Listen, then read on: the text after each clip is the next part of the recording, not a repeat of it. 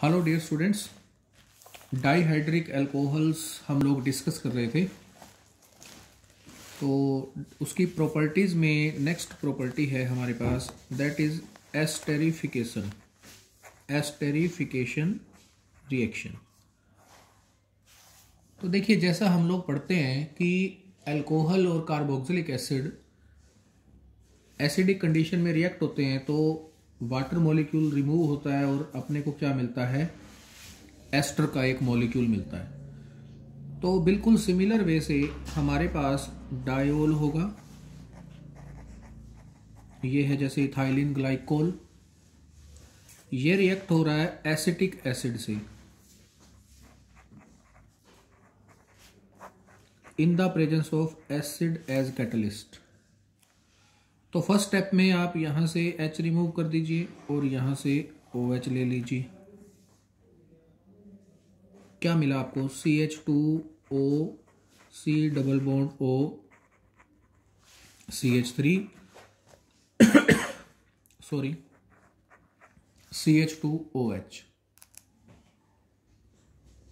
ये mono acetate बन गया।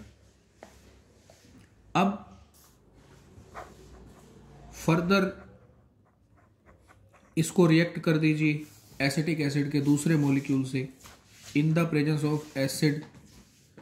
H यहां से गया, OH यहां से गया, तो क्या मिला आपको?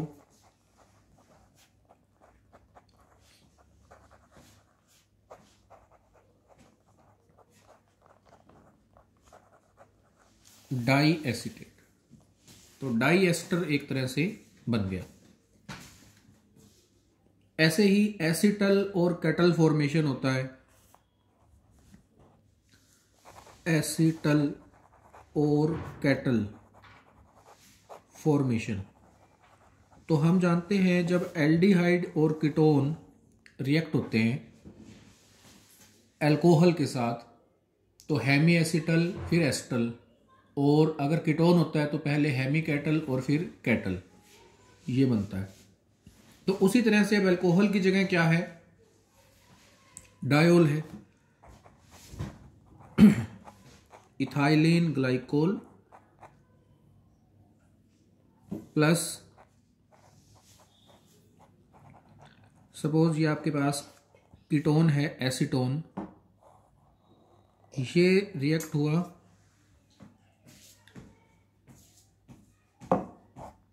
इन the presence of dry HCl gas, water remove हो गया यहां से, CH2O, उसके बाद CH3, ये साइक्लिक कैटल बन गया।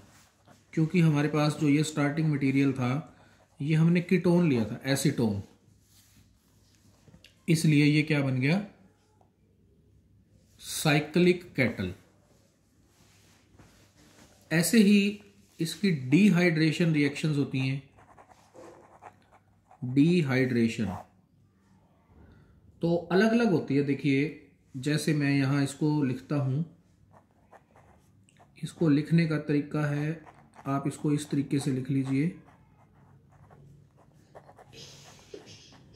CH2OH ये इथाइलिन ग्लाइकोल ही है। इसको हमने रिएक्ट करवाया एनहाइड्रस जिंक क्लोराइड के साथ, हीट किया -H2O, ये गया आपके पास H2O। तो आपको क्या मिला? CHOH double bond CH2, this is vinyl alcohol. It undergoes tautomerism और आपको मिलेगा ये इथेनल एसिड एल्डिहाइड प्रोडक्ट मिलेगा जब आप इसको एनहाइड्रस जिंक क्लोराइड के साथ हीट करते हैं। डिहाइड्रेशन में ही देखिए, अगर हम इसको 500 डिग्री सेल्सियस पे हीट करें, if it is heated alone at 500 degree Celsius, तो वाटर रिमूव हो गया ऐसे, आपको मिला CH2CH2O, इथाइलीन ऑक्साइड, इसको बोलते हैं इथाइलीन ऑक्साइड।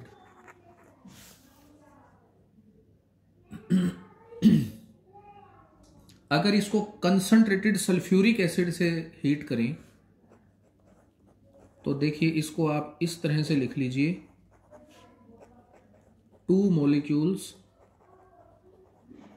इसके 2 मॉलिक्यूल्स हैं। कंसंट्रेटेड H2SO4 के साथ आपने इसको हीट किया,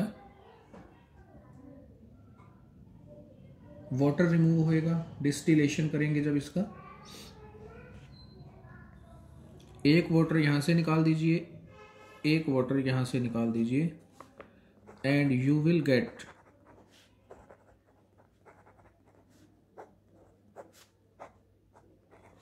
डाईऑक्सेन। ये एक इंडस्ट्रियल सॉल्वेंट है। अगर इसको हम कंसंट्रेटेड फास्फोरिक एसिड के साथ हीट करें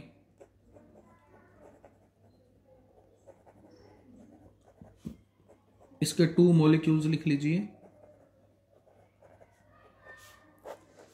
कंसंट्रेटेड फास्फोरिक एसिड H3PO4, इसके साथ हीट करेंगे, एक वाटर मॉलिक्यूल यहां से रिमूव हो जाएगा ऐसे,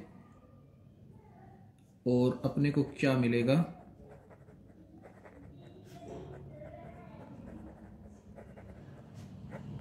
ऐसे, डाई इथाइलीन ग्लाइकोल।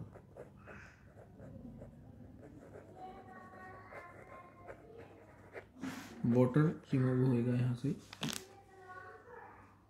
ठीक है। ये है इसकी dehydration reaction.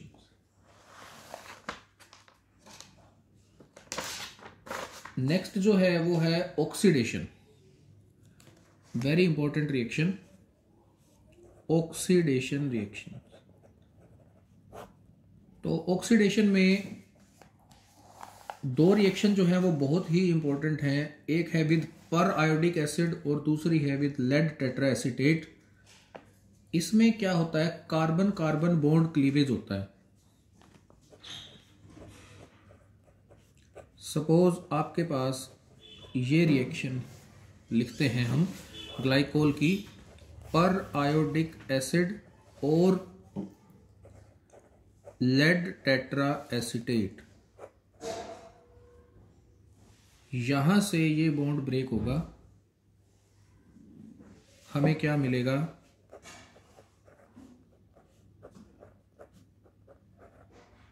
Carbonyl compounds, carbonyl compounds 2 moles मिलेंगे। ऑक्सीडेटिव क्लीवेज ऑफ 1,2 ग्लाइकोल्स भी बोलते हैं, ऑक्सीडेटिव क्लीवेज ऑफ 1,2 ग्लाइकोल्स, ठीक है। पर आयोडिक एसिड जो होता है उसको हम एक्वस सॉल्यूशन में यूज करते हैं, और जो लेड टेट्रा एसीटेट होता है वो ऑर्गेनिक सॉल्वेंट में। जो पर आयोडिक एसिड है ये वाटर के साथ यूज करते हैं, और जो लेड टेट्रा एसीटेट है वो organic solvent like THF etcetera इनके साथ यूज करते हैं। तो देखिए मैकेनिज्म क्या है रिएक्शन का।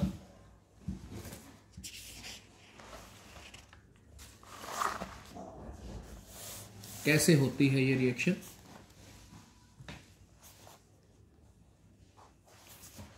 सपोज वी हैव RCHOH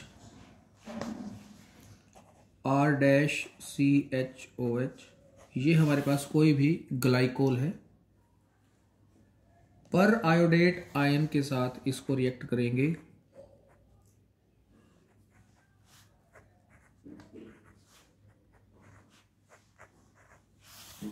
पर आयोडेट आयन है, यहां पे आयोडीन है जो वो +7 ऑक्सीडेशन स्टेट में होता है,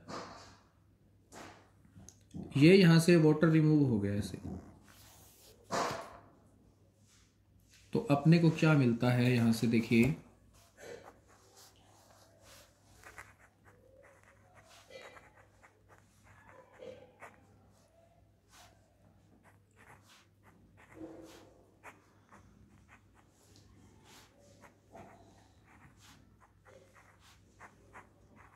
ये एक साइक्लिक इंटरमीडिएट मिल गया। अब देखिए कार्बन कार्बन बॉन्ड क्लीवेज होती है, ये जो बॉन्ड दिखाई दे रहा है ये, मान लीजिए मैंने इस बॉन्ड को यहाँ शिफ्ट कर दिया, बदले में ये बॉन्ड टूट के यहाँ आयोडीन पे आ जाएगा और ये बॉन्ड टूट के यहाँ आ जाएगा। अपने को क्या मिला, R-CHO plus RCHO plus IO3 negative. यहाँ पे आयोडीन की स्टेट जो है वो +5 हो गई, ठीक है। पर आयोडेट आयन से आयोडेट आयन में ये कन्वर्ट हो गया। In the very similar way हम लेड टेट्रा एसीटेट उसके साथ रिएक्शन करें अगर,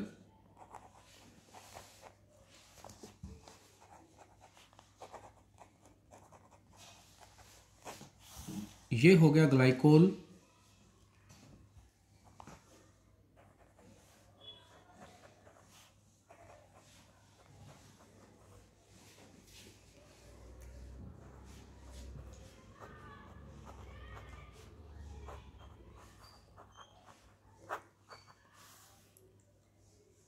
तो 2 मॉलिक्यूल्स एसिटिक एसिड के रिमूव हो जाएंगे, जैसे ऊपर वाटर के रिमूव हुए थे बिल्कुल उसी तरह से। माइनस कर दिया 2 moles of acetic acid and we will gate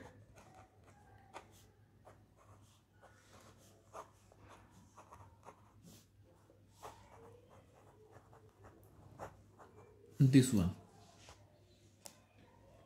अब फिर यहां से कार्बन कार्बन बॉन्ड की स्प्लिटिंग हो जाएगी। ये बॉन्ड गया यहाँ पे, ये आया यहाँ पे और ये आया यहाँ पे। हमें मिलेगा RCHO plus R-CHO plus lead di acetate. देखो टेट्रा एसीटेट से डाई एसीटेट में कन्वर्ट हो गया, +4 ऑक्सीडेशन स्टेट से +2 ऑक्सीडेशन स्टेट में, और ये हो गई इसकी ऑक्सीडेशन। एक और रिएक्शन हम लोग पढ़ते हैं, that is very important reaction, dehydration with rearrangement. Pinacol pinacolone rearrangement के नाम से है, ये बहुत इंपॉर्टेंट रिएक्शन है। Pinacol pinacolone rearrangement.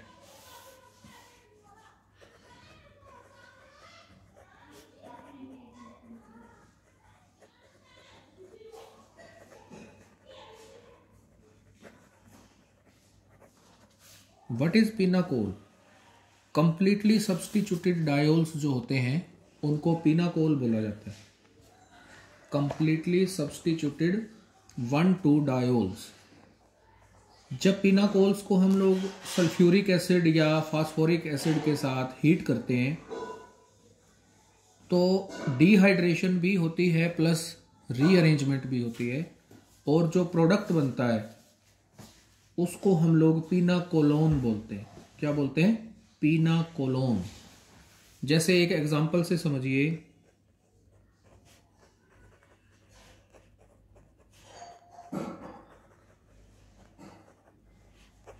ये आपके पास है कंप्लीटली सब्स्टिट्यूटेड डायोल।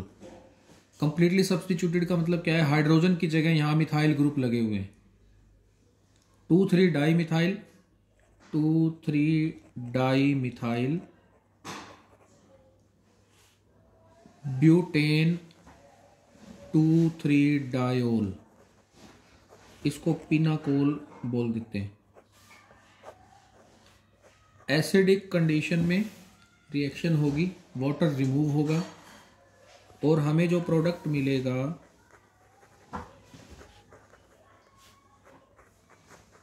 वो ये कीटोन मिलेगा, इसको पीनाकोलोन बोलते हैं।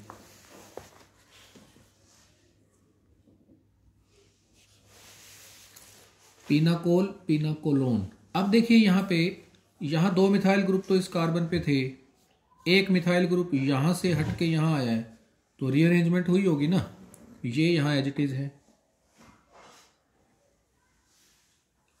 ये पीनाकोल पीनाकोलोन रीअरेंजमेंट है जो, ये कैसे होती है इसका मैकेनिज्म समझिए। जैसे फर्स्ट स्टेप में प्रोटोनेशन होती है डायोल की,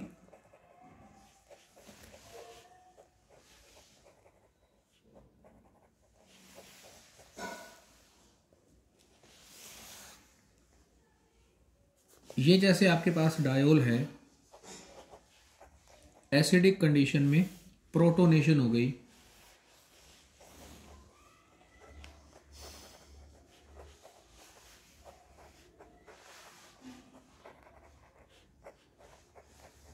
इस पे आ गया पॉजिटिव चार्ज, प्रोटोनेटेड डायोल बन गया ये। फिर यहां से वाटर की रिमूवल होती है और बनता है कार्बोकटायन। ये बॉन्ड टूट गया, देखो मोर इलेक्ट्रोनेगेटिव एलिमेंट पे पॉजिटिव चार्ज आ गया, तो वाटर का रिमूवल हो जाएगा और कार्बोकटायन बन जाएगा ये। अब इस कार्बोकटायन पे अल्काइल शिफ्ट होता है, 1,2 अल्काइल शिफ्ट। ये जो मिथाइल है ये माइग्रेट करके इस कार्बन पे जाता है, 1,2 अल्काइल शिफ्ट। हमें क्या मिलेगा,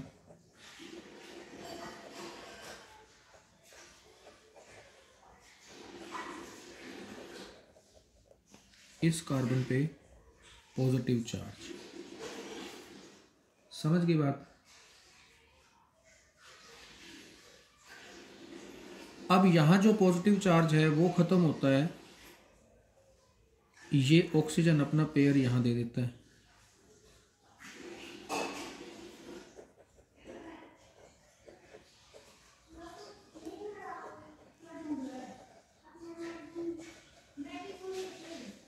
और बदले में ऑक्सीजन पे पॉजिटिव चार्ज आ गया। अब ऑक्सीजन देखो मोर इलेक्ट्रोनेगेटिव एलिमेंट है, तो इस पे पॉजिटिव चार्ज आएगा नहीं, तो H+ का रिमूवल हो जाएगा प्रोटॉन का, और प्रोडक्ट मिल जाएगा अपने को pinacolone. This is known as pinacolone. अब यहाँ पे वाटर का रिमूवल भी हो रहा है, प्लस मिथाइल ग्रुप शिफ्टिंग भी हो रही है। अब देखिए ये जो डायोल था ये तो सिमेट्रिकल डायोल है जो स्टार्टिंग में हमने लिया, देखो यहाँ सारे मिथाइल ग्रुप है। अगर ये अनसिमेट्रिकल हो, मतलब डिफरेंटली सब्स्टिट्यूटेड हो, तो कार्बोकटायन कौन सा बनेगा, जो कार्बोकटायन पॉजिटिव चार्ज को बेस्ट स्टेबलाइज कर सकता हो। जैसे मान लीजिए बेंजीन रिंग अटैच है, अगर हमारे पास चॉइस हो, जैसे मैं आपको एक एग्जांपल से देता हूँ, सपोज हमारे पास ऐसा सिस्टम हो,